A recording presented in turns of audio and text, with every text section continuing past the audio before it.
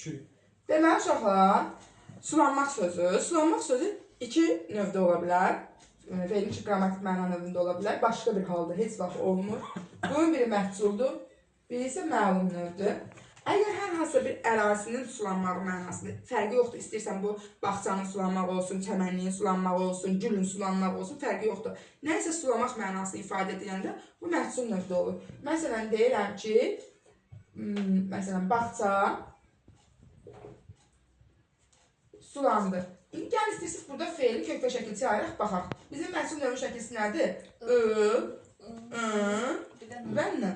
Su sözün kökü. Sulanmaq, sulamaqdan sulanmaq yarana bilir də, düzdür? N leksik, d isə qrammatik. Və mən baxdım ki, buradakı n şəkilçisi buradakının enini təşkil edir. Yenə deyirəm, İstənilən halda hər hansısa bir ərazinin sulanmağıdırsa, bu məhculdur. Sizi çaşdırmaq üçün belə bir cümlə yazacaqlar. Bağça bağban tərəfindən sulandı. Siz də görüb deməyin ki, biz burada sulayanı bilirik də kimdir. Olsun məlum, xeyr. Ərazini sulamaqdırsa, deməli bu nədir? Məhcul növdədir. Qalan digər hallarda isə məlum növdə olacaq. Məsələn, deyirəm ki, gözlərim sulandı. Və yaxud da deyirəm ki, əriklər sulandı. Burada sulandı yetişmək mənasındadır. Və yaxud da deyirəm ki, kabab sulandı. Gəlin, indi burada nəyə fikir veririk?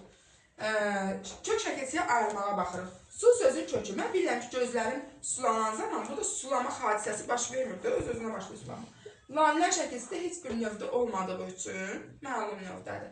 Həmçinin əriklər yetişdi, sulandı. Eyni qaydada təhlil olunacaq, məlum növdədir. Kabab sulandı. Yenə, uşaqların bəziləri gözlərim sulandığını götürür qayıdış növdə. Müəllimə, gözlər öz-özünə sulanır da.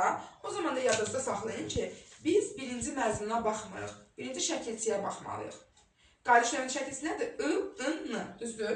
Və mən burada bu şəkilçilərdən birini görürəm, görmürəm. Buradakı olan laləndir. Deməli, məlum növdədir. Bunu heç vaxt yadınızdan çıxarmırsınız. Çünki